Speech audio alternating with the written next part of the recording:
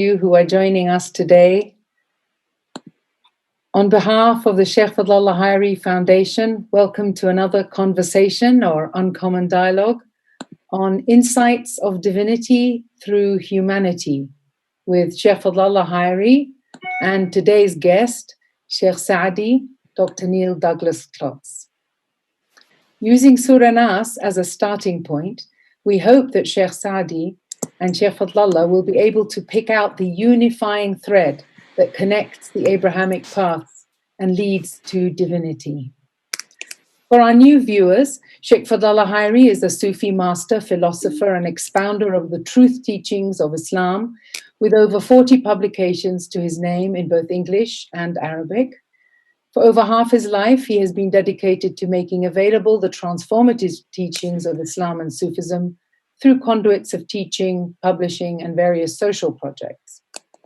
Shaykh Saadi Shakur Chisti is, of course, Dr. Neil Douglas Klotz, a well-known scholar in religious studies, spirituality, and psychology. Based in Scotland, he directs the Edinburgh Institute for Advanced Learning and co-chaired the Mysticism Group of the American Academy of Religion, and he has won an award for his work in Middle East peacemaking. He has also, in 1982, with Dr. Reverend Tasneem Fernandez, co-founded the International Network of the Dances of Universal Peace. A frequent speaker and workshop leader, he's also the author of several books: Prayers of the Cosmos, Desert Wisdom, The Hidden Gospel, The Genesis Meditations, The Sufi Book of Life, Blessings of the Cosmos, and co-authored The Tent of Abraham.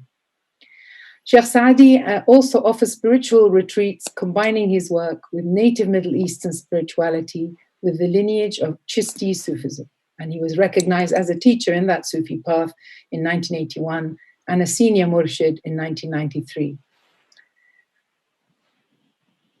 So 15 years ago, 2005, the adherents of the Abrahamic religions, or Millat Ibrahim, were estimated to be 3.6 billion people, about 54% of the world's population. This is a huge community of faith connected to Abraham, or Hadrat Ibrahim alayhi salam.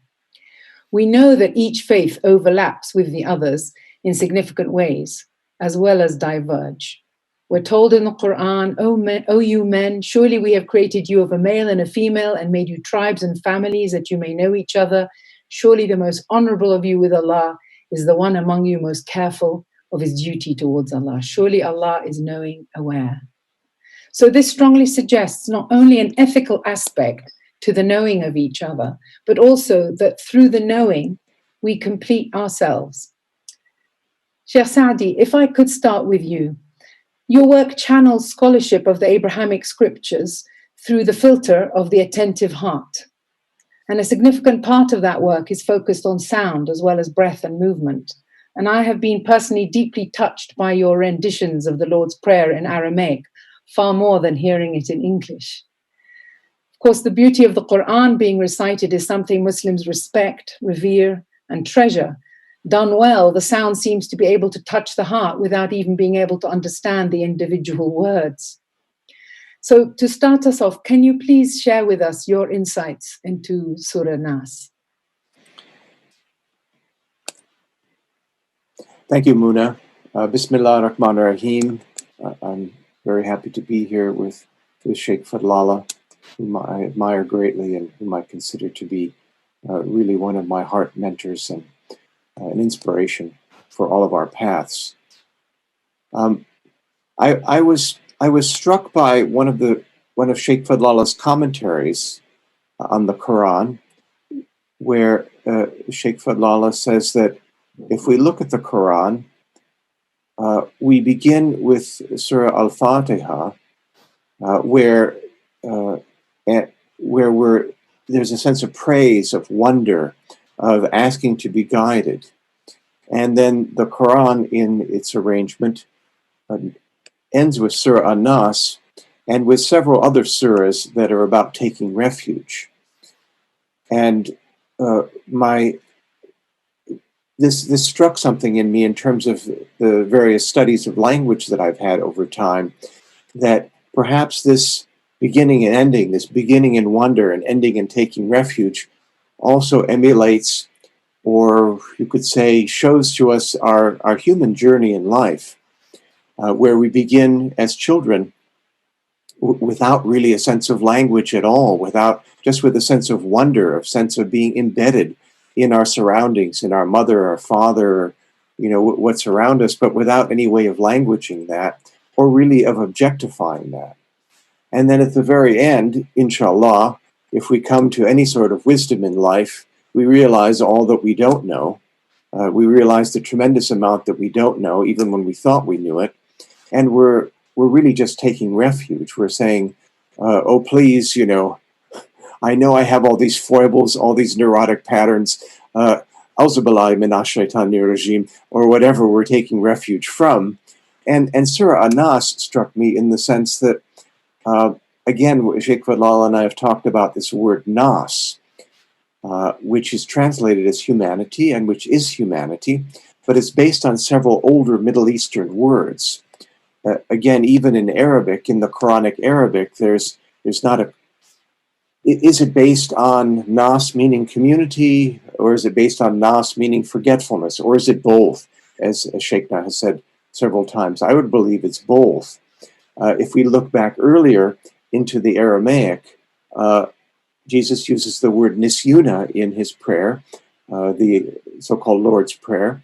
Help us not enter forgetfulness, which is usually translated as temptation.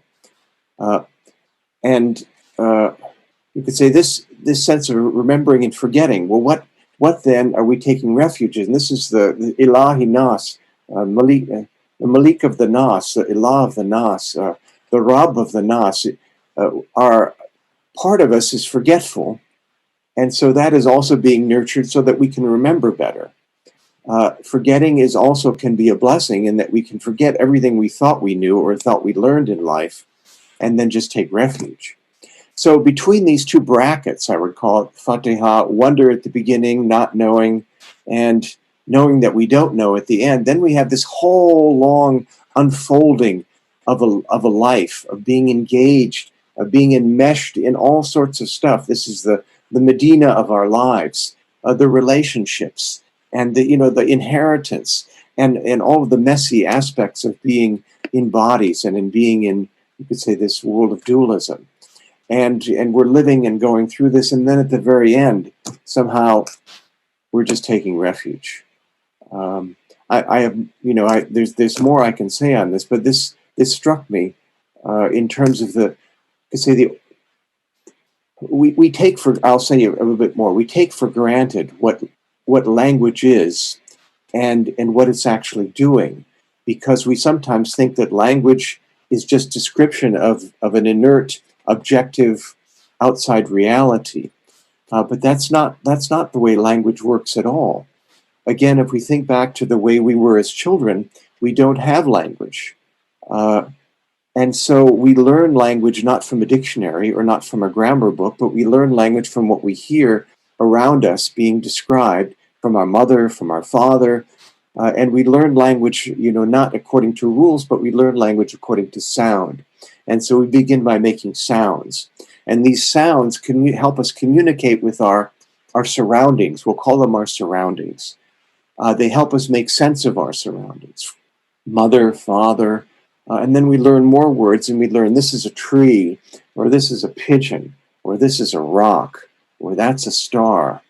And so then we learn things about what all that means. But even these, this rock, this star, this planet, these are our concepts of what we're perceiving, of what we're connecting with. So again, it's about the innate drive, the fitra, our innate human nature, our original nature to connect. And then part of this making of meaning, shall we call it, is the unfolding of our own nafs, our own nefesh, or our own nafsha, as Jesus would have called it. It's part of the knowing of the self. But to think that the outside world is in some ways purely objective and is not affected by our concepts about it is simply bad physics these days. Even modern physics talks about that the way we view things, the viewer affects what we view. And so there's this interaction. It's not that there isn't an outside world, but there's an interaction between what we perceive and ourselves, and then we change how that appears to us. I'll give you a simple example, then I'll let Shaykh Fadhlalla jump in here. I often give this example. If we look at the ancient Middle Eastern words for breath, for instance, we have at least two of them. We have a sound, starting with a sound, something like, which is the sound of my breath. And then when vocalized, this becomes something like, there's a directed breath. You could say a directed breath from whom, from what? From reality into me. And this becomes the word for soul in the Abrahamic traditions. Ruach, Jesus uses the word rucha, and of course in Quran, ruh. But then there's this other word for breath, which is a sort of what I would call this sort of held breath, either held in or held out. And the sound of this is somewhere up here, normally in the body. It's around the nose, head area, focused in here. And this sound that is something like clearing our nose becomes the word for the individual self, the so to speak individual self, the nefesh in Hebrew, or the nafsha in Aramaic, or the nafs in Arabic, this nuf sound. So our life then begins with this interplay between the breath, which is always going on, which is not our own breath, but which is breathed through us, and our breath, which is held in these forms, this fleshiness, for a period of years. The Holy One, if you will, breathing us, inhaling us, exhaling us for a period of years, what we call years, and then bye-bye. We keep going further. There's this heldness, this holdingness is part of the gift of what we have, but sometimes we hold on too tightly, and we can't open our hands after closing them. And here's where the nafs becomes a great problem, a great mischief, shall we say. And so, Surah an-Naas, again, to come back to that, is taking refuge, from the unhealthy holdings in this nafs, which is a gift, but it's also it's a blessing and a curse. So in the world of duality, what can be a blessing also can turn out to be a curse. Anyway, I'll stop at that point. And as I say, I was totally inspired by your commentaries on Quran, Shaykh Fadhlalla, to this rather wild insect. I hope it's not too far gone. Wonderful. Wonderful. And if we don't always get nourished by wonderment, then we are at the lowest scales of our animalhood, which in our biographical scale began a few billion years ago, and it's boundless in essence, and it will return again to being boundless without any boundary or time or space. And we are now in the middle so that we unify them by will. So one word you mentioned also, which was wonderful, and that is to take refuge. In fact, to ask forgiveness, the root of the word is refuge. Ghufra, ghafara, ghafur means a cover. Take cover from the illusion of being separate, from the fantasy of having your own independent will, from the madness also, which leads to all kinds of other aberrations of distractions and distortions and illusions and delusions. All of it is from the one, to the one, by the one. And we have here been given a small will in order to see them all emanating, maintained, returning to the one. That is liberation, if there is such a thing. Liberation from otherness, from Naas also. There is no other.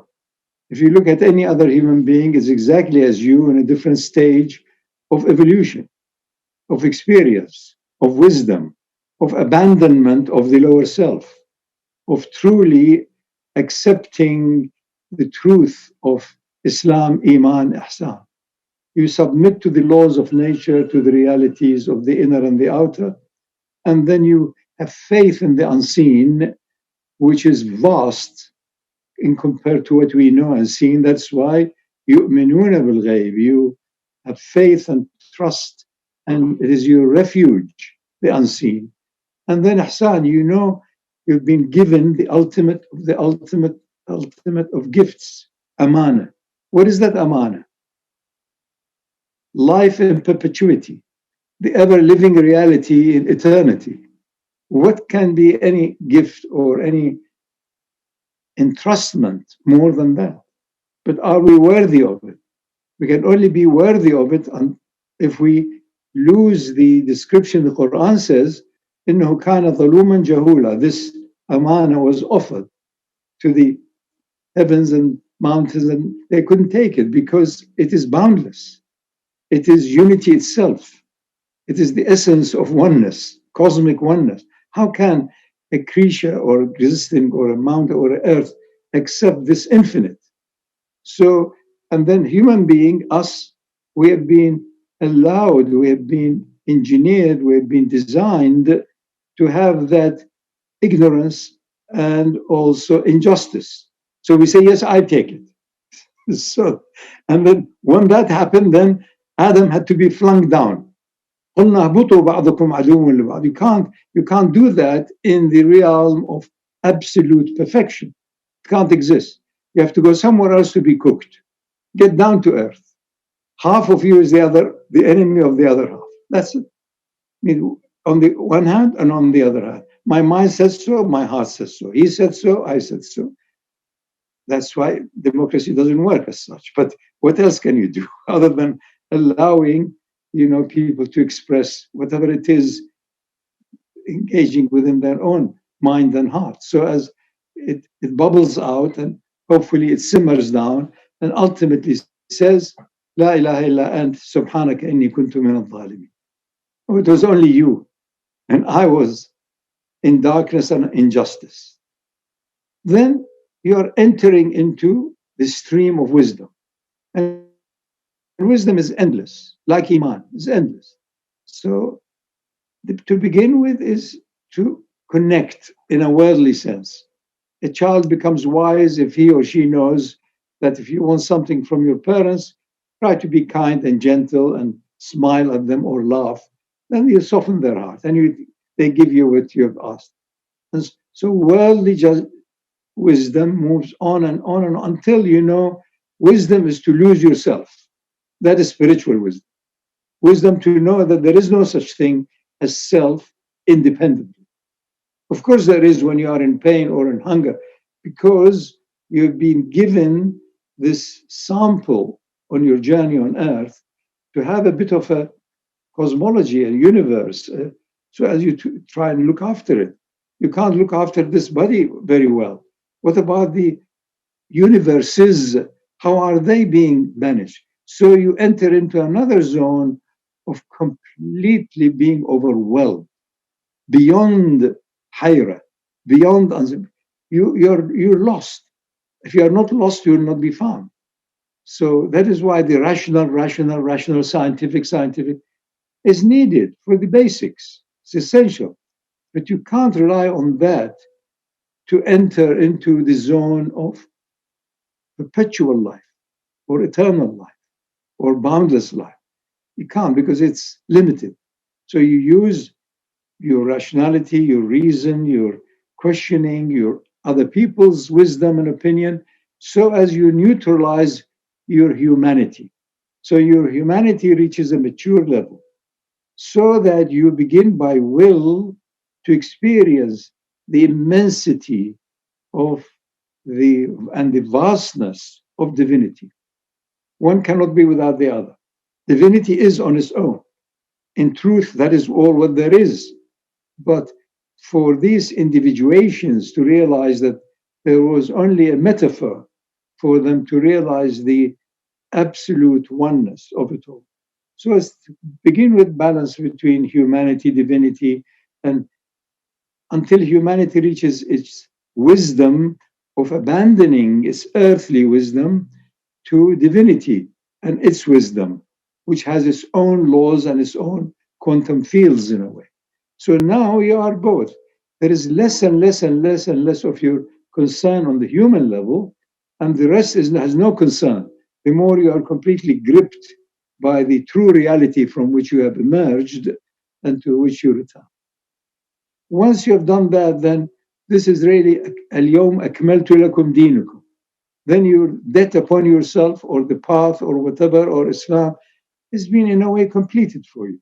You don't deny فَبِأَيِّ آلَاءِ رَبِّكُمَا تُكَذِّبَانِ. How can you deny any of it? But as I said, your humanity side becomes subservient to the absolute perfection and timelessness of divinity. Then you are amongst the awliya Allah. Then you are truly a friend of that totality in absoluteness. And whether you live a bit longer or a bit shorter, you are in complete devotion and acceptance and fully yielded to the perfect cosmic wisdom of it all. And then you are a human being you can be relied upon. And then you can be really considered as a person who can lead, because you don't want to lead. You have now been led to the ultimate divine presence. So a real leader in this sense is he or she who is not anxious or eager to lead, because they themselves have not completed the circuit in thinking, I know, I'm knowing more, I'm learning more, until you lose knowledge, until that knowledge becomes, if you like, the thin line that has taken you to the source of knowledge. Same thing with even simple attributes of generosity. To begin with, you encourage the child to be generous. You bribe them. You admire them. So as in time, it becomes a habit. So if you are really generous, you are not sure that you are generous or not. The same thing of a heroic act. If you are truly performing something truly heroic, you're not aware that I'm now going to be hero, I'm going to be celebrated. You lose yourself into the soul sense. And this is the whole story. Once we do that, the balance of humanity, divinity, I and others, and there is neither other nor I, but there is also others and I at the same time and in no time. Once you have gone past that riddle, then the universal, if you like, in you has emerged. And that is also one of the main functions of the Quran, is to take you from locality, being a child of a place or a language or a religion or people or a color or a race, to the universality of the Adamic offspring and the story of Adam, who was designed and perfected in the garden, but had to come to this earthly abode in order to try and make sense out of the opposite dualities until he or she finds there was no opposition in truth. There were complementarities. And also not in truth, there was no complementary. There was only the one. La ilaha illa ant subhanaka inni kuntu min al-zalimin. Now you are really content in a manner that a lot of the unseen, a lot of the amazing, vast unknown occasionally gets revealed to you. But you have to maintain the courtesy. If you want to play the role of a magician or a miracle maker, then again you will be lifted and then drop down as Adam was. That he suddenly had to be thrown without a parachute onto earth, metaphorically speaking. So this is the most wonderful, great spiritual, if you like, story and a saga and a reality of. But we have to live it and then see it and then truly acknowledge the author of it all. And even if you and I do something, it has to be Bismillah, taking permission from the author. Then if it works, the author has truly accepted it, done. If not, you had the right intention and the right courtesy, and that's it. So you don't have a huge burden of guilt, fear, anxiety. What did I do? What did I didn't do? What did they do? Then you are present. If you're present, you are in the now. If you are in the now itself, then it's eternal. Then you are at the zone of your ruh, and your nafas becomes subservient to the ruh. That's all what there is. And then you yearn to be with the people of that journey like we are now. You yearn to be with beings who are not only accepting it, that this is an idea, it's a theory, let us test it. No, you know they are actually in the stream of arrival from which comes beginnings, ends, and departure, and all of that. Then you say, none other than the one, constantly calibrating by returning to the source, which in truth, there is nothing other than it. Thank you. Subhanallah. Sheikh Saadi, can I ask you to connect that, what Sheikh Fadhlalla has been talking about now? Because he also ended on the point of when the nafs is subservient to the ruh. And you also made that beautiful explanation of the individual breath becomes subsumed into the breath. The nafsin wahidatin, khalaqnakum min nafsin wahidatin. We have created you from one soul or self. The Quran can be confusing. It uses the word nafs for soul as well as self. But in this case, it means soul. Could I ask you to take us to this sound? Because from both of you, I'm hearing that there is an evolutionary purpose in spiritual terms to our nisyan, to our forgetfulness, to being human, to seeing difference. And also, but how can we overcome that as a cause for conflict and warfare, as we see so prevalent? Do you have something to help us understand that more clearly? Thank you, Mona. I was struck by a number of things, of course, that Shaykh Fadhlalla said. Really, we're just improvising around the same theme. This is music. The themes are eternal, so to speak, and we're improvising music around these themes. And so, in one sense, there's nothing to say. In another sense, there's beauty to create. The process that humanity seems to be engaged in, as I mentioned, is of making meaning. And that's the same thing as saying whoever knows his Rabb knows his self, never knows his self, knows his Rabb. Making meaning, discovering, knowing, loving, living, and then somehow transforming. But this, my great wonder is, further wonder is this is not only an individual progress or an individual journey, but it's also a journey of humanity in some ways. And if humanity, at its outset in the Adamic times, at the time of Adam and Eve, or whatever we call them, we had very little sense of individual self. We were like embedded in nature. We were like glasses of water floating in the ocean, but the glass itself was very thin, and there was water inside and there was water outside, and you could just see through them in some ways. This is just speaking in these sort of picture terms. And then as we begin to name things, as we begin to speak things, so to speak, this spoken word, so to speak, this sound has power. Why does it have power? Because you could say Allah, or reality, speaks us into existence. Allah, it breathes us into existence, sounds us into existence. All the old creation stories describe something like this, which is not just figurative language, it's closer to reality than what we now believe in terms of the origins of the universe, or they're both getting closer together, shall we say. And so humanity participates in this creation process in the way we not only the way we language things, but the way we view things, because the way we view them is the way we language them. I'll give you a simple example of this. Up until, say, the 14th century, the English word nature does not mean something separate from humanity.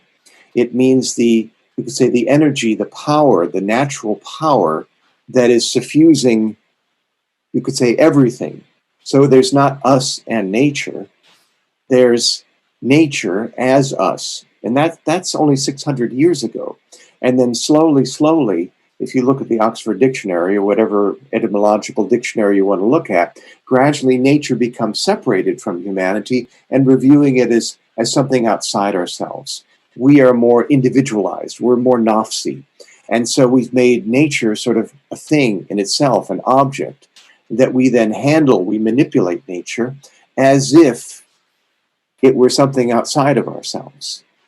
And so this whole process that we now see humanity engaged in, with a virus, with climate change, all these things, or whatever we call them, it's this end result, or we're in the middle of the result. I'd rather say it's not the end, but we're in the middle of the result of having objectified something around us in our language. And one can point to countless examples of this in the way language has changed over just, let's say, 4 or 5 centuries, where the way in which we were formerly embedded in, you could say, a larger reality, we just call it larger reality, that includes nature, a larger reality that includes something beyond us, is gradually shrunken. And so now the most advanced, so to speak, advanced philosophers of language, they say that language has no meaning. Meaning is whatever we make it. And so nature is whatever we want to do with it. One goes with the other. Language is a tool, it's a technology, but tools can be used for rightness and unrightness. They can be used for a clear sense of purpose, which is the basis of the word shariat, or in Jesus' word shrara, and they can be sort of excessively objectified, rigidified. So we have shar, double R, as meaning also going off, being evil in the Quran. So, yes, there is a path, but then when we start to fix things, we objectify them too much. We think, well, I'm me, and you're you, and I'm for me, and who's for me, and, and it's all this me. And so then nature becomes an object, and we handle it, we manipulate it in whatever way we want to, and here we are. So enjoy it. So we're in the middle of, I would say, the Medina process in some ways. We're not out of the woods, so to speak. In fact, we are out of the woods. That's the problem. We realize we're no longer part of the woods. And so we're in the Medina process where sometimes we're rescued by miraculous circumstances. Allah comes to, reality comes to rescue us when we have no particular deserving at all. And other times it's our stupidity and our cupidity and our greed that leads us to sort of like go chase after, okay, we're going to get all, it's like a hood. We're going to go, let's go get them and get more booty. Let's go get more stuff, And so, we're in the middle of all this. We're in the middle of the intrigues. We're in the middle of the, so to speak, hypocrisy. We're in the middle of the idolatry, which is not just about other gods and goddesses and this sort of thing. We've idolized our technology. We've idolized the way in which we can manipulate nature. And then we've considered, well, because we can manipulate things, because we can objectify things with our language, perceive them that way, treat them that way, then that's the truth. But that's just technology. That's just handling stuff. Technology is handling stuff. The fact that we can handle and mishandle things doesn't make it true. I'll say that again. The fact that we can handle and mishandle things doesn't make it true. That's why we need taqwa. That's why we need cautious awareness. And that's what we're reminded of, over and over in the Quran, again and again. I mean, if you look in all these Medinan surahs, again and again, it's the same thing. Cautious awareness, referencing, recalibrating to reality, adjust your course. It's like a GPS. Okay, it starts to beep when you're going, off. Or as I said to a group the other week, and on good roads, we have shoulders on the road, or whatever you call it in your country, and you start to go off the road and you notice the texture feels a little different. So it goes, or maybe there's nothing and there's just like no road. And say, my tire's going off the road. And then in also good roads, you will have sort of a middle line, and you can notice when you're going over the middle line. Really good roads, have speed bumps, or little bumps in them, like we have sometimes in the UK. And if you hit one of those, oh, I'm too far in the middle, I've got to go back. And then somewhere, like in England, when I first came to live in England, now I'm in Scotland, some of it's that way too, you'll see signs in the middle of the road. This is where the road is very narrow, there's no middle line, and there's no shoulder on either side. It's basically a one-lane road. And the sign, in very good British English, says, warning, oncoming vehicles in the middle of the road. And being raised in the US, when I first saw that, I thought, what's that about? Why are oncoming vehicles in the middle of the road? Well, what they really mean to say is that this road is very narrow. There's no middle line. There's no place to go off the road. So you're on your own. And that means taqwa, taqwa, taqwa, context, as Shaykh Fadhlalla always talks about, context. So now I understand the road is not going to be changed. I have to change. They're not going to make the road wider. Sorry. In the US, they'll just keep making the thing wider and wider, and finally all you have is road. Whereas, in a little country that's an island, excuse me, for my British fellow residents, we're not going to keep making the roads wider. There isn't enough space. So you have to adjust. So this is a rather mundane metaphor for what, the Quran is talking about all the time. There are limitations. There are boundaries. There are ways in which we should not be mishandling ourselves, our nafs, other people, or our surroundings. What we believe to be objective, we're mishandling that, and we've been, you could say we've changed over time. But the good news is, if there is good news, and there's always Bushra, there's always good news. All the great prophets talk about the good news. The good news is that if we feel our embeddedness not just in nature, but also within what nature is embedded in, within reality, within Allah, within the greater reality, then we can change the way that we're doing things. We can change the way that we're doing things. We can be more cautious. We can use technology, so to speak, of whatever form to be more cautious with ourselves, with each other. It's no longer about religious differences anymore. It's about differences between those that realize they are embedded, you could say, in some greater reality, and those that don't. That's the current idolatry, so to speak. Those are the gods and the goddesses, so to speak. This is the shirk, if you will. Making partners with. We've made ourselves partners with. We've made our social media partners with. This is why we're in this rather difficult zalamun, as Prophet Yunus talks about. We're in the belly of the whale. We're in the belly of the fish, the big fish, and we're sailing along. And we're thinking, "Oh my God, what the heck did we do?" Indi kuntu. It was my own fault. So we're not quite at the stage where we realize collectively it was our own fault. But as we say, clarity begins at home, if not charity. And so we have to begin where we are. That's how it is. I'll stop at that point. That's probably enough ranting. That's not ranting. That's illuminating. There's so much you're both giving us to contemplate. I don't know which direction to go in. I'm very captivated by the idea of the psyche of an oral culture, where, because language is different. We all speak different tongues. It sounds different. It enhances separation and difference. And yet we're trying to find our connected and same humanity with each other. And so it's very helpful to see the connection in between the Hebrew and the Aramaic and the Arabic of these scriptures. But even then, the fact that they have been put into books and they've been reified, bookified, and made into a thing, whereas before it was a state of knowingness. The revelation was something you're reciting what is written in the mother of all books, in the unseen. And I think there seems to be a need for us to return back to an awareness of sound and breath. I don't know. I mean, Shaykh Fadhlalla, Shaykh Saadi, both of you.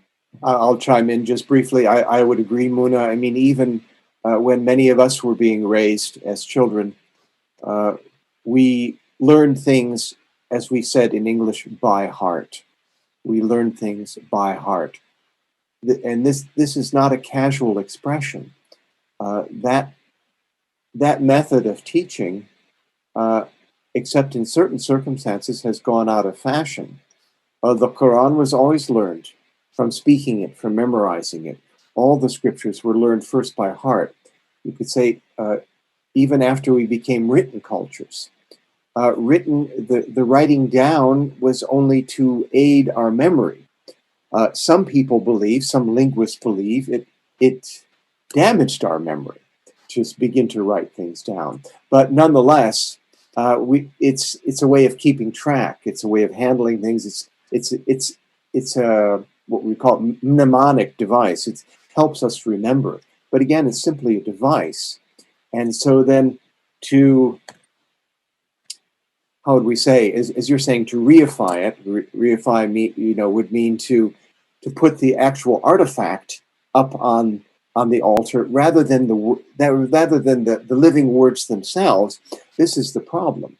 The Sufi poet Kabir, sort of Sufi Sikh poet out of India, he says, it's good knowing glasses are to drink from. The bad thing is not knowing what thirst is for. So, if the glass becomes the object of worship rather than what's the thirst for, then we sort of need a little bit more course correction. We need a little bit more calibration, perhaps. But all the scriptures, all the traditions, we've all gone through this. So it's not like a how terrible situation. It's just that every prophet has come with his or her message, as the Quran says. Maybe even the birds came with their message, if you believe Friedrich Natar. And the other animals had their messengers and their prophets. That's a wild speculation. And they spoke their own languages. We will judge them all according to their prophet or according to their messenger. So we need to sort of open these things up a bit. And as the Quran says very clearly, the ayat is not just a verse written in the book, but it's also what we see around us. It's the signs. It's the signs of reality that we can view. So we're back then in this whole, how would we say, this necessity for us and our constant forgetting of it, to witness, witness, witness. Shaheed, shaheed. To witness, see what's around us, read the book in nature, and then realize that this book comes from al-Kitab, from the mother of the books, which is in the unseen, so to speak, from which all books, writing, sound, breathing comes. Okay, that's enough.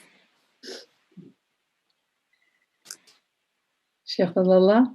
Truth has no beginning or end, so it's never enough. Once you are touching the absolute, then there is no beginning nor an end. And you're truly in every way addicted to it, and you're obsessed by it.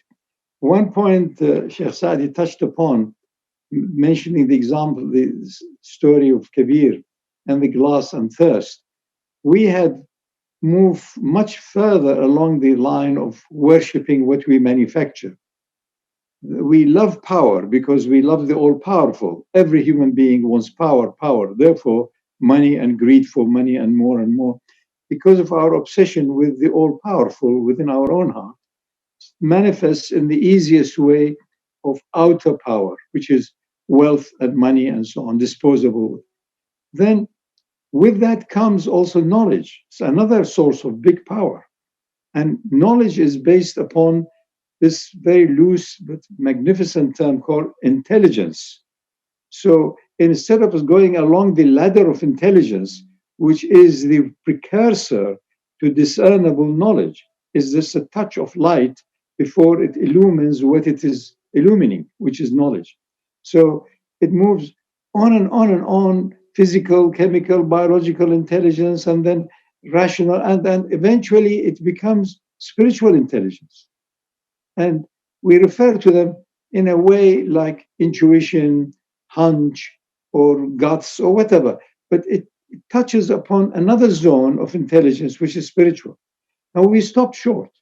And that's why we ended up, instead of going into upon the ladder of awakening to the truth of it all, the presence of the divine everywhere, all the time, for everyone.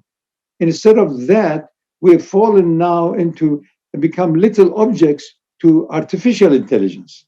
Soon everybody will have a little chip in their hand and the knowledge as to where you are, what you have eaten. So you'll be, the next phase for you is decided already. No, you can't eat that because you prefer that food. I changed my mind. No, can't do that.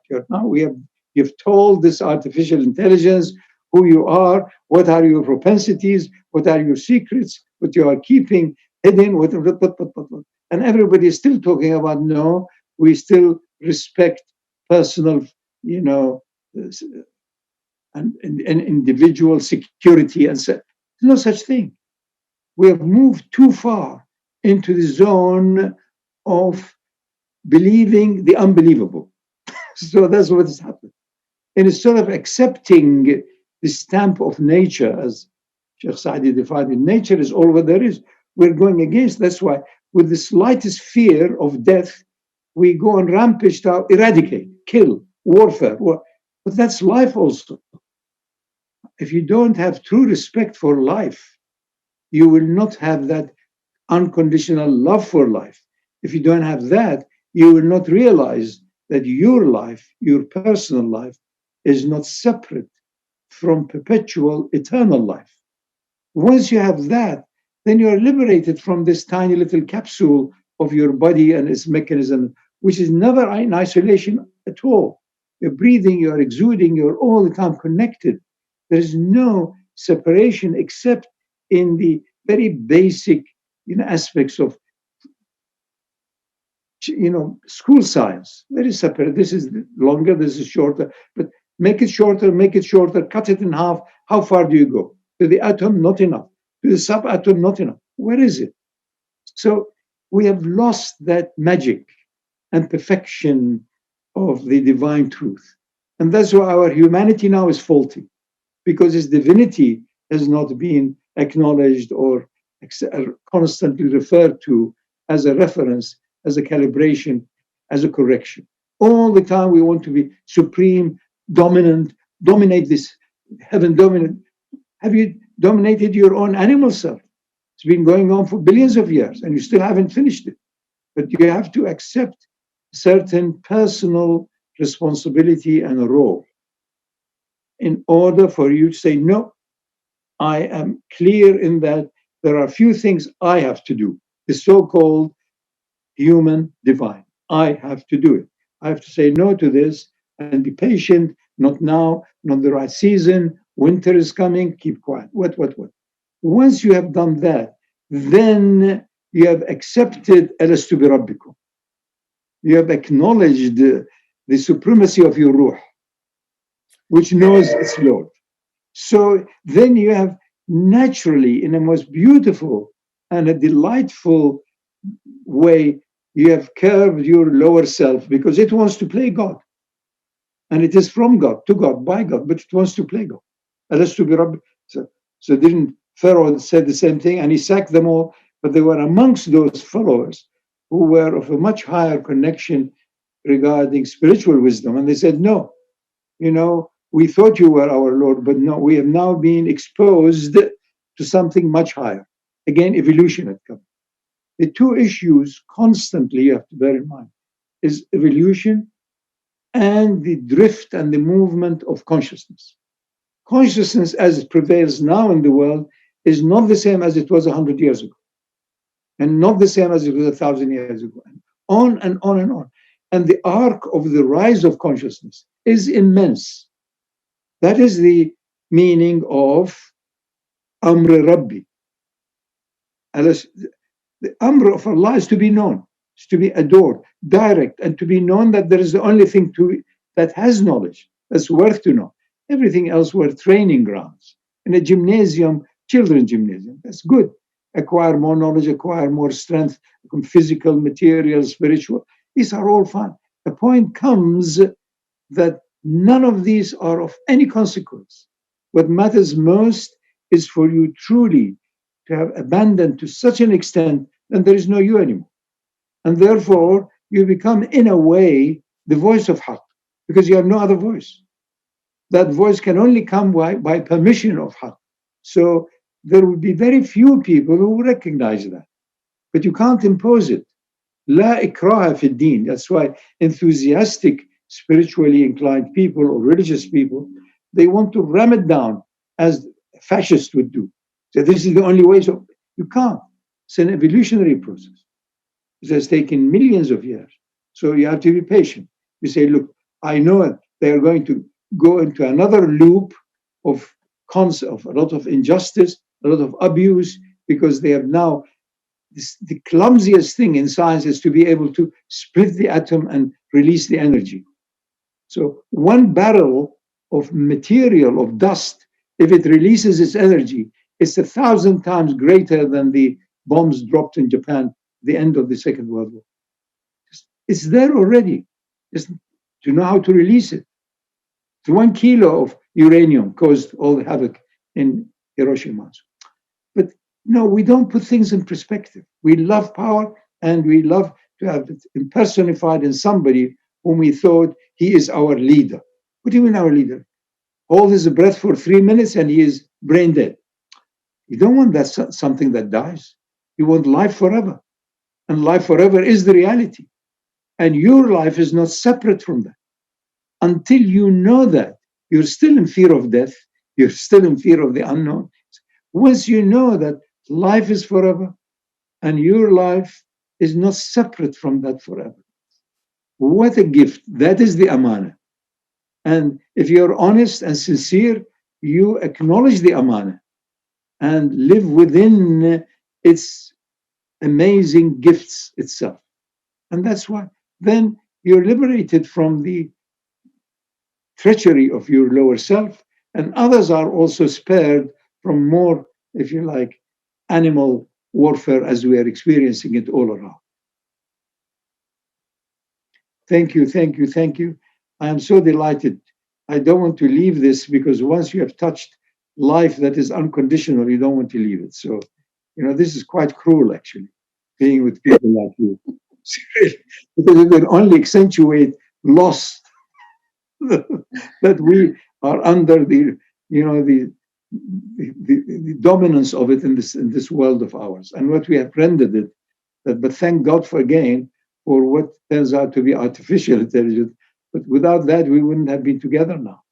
And so Allah says in the Quran, I don't take away anything from you unless I replace it with something equivalent or better. So look at it here. Without all of the troubles of movement and transport and increasing also the carbon emission, here we are with each other, with the one and only who created every and none other. So there you are. We celebrate. I really celebrate this. Thank you, Shaykh Fadhlalla. Thank you, Shaykh Saadi. I was trying to reach a point to ask you both, what does it mean to ask the permission of your ruh? But Shaykh Fadhlalla, you just explained that.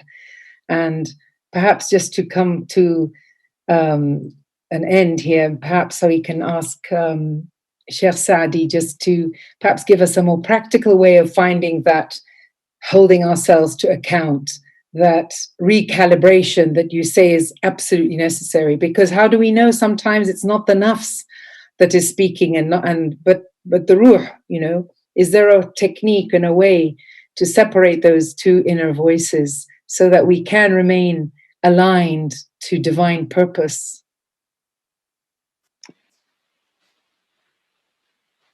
There was a saying, I grew up with the saying, you can't lie to children and dogs.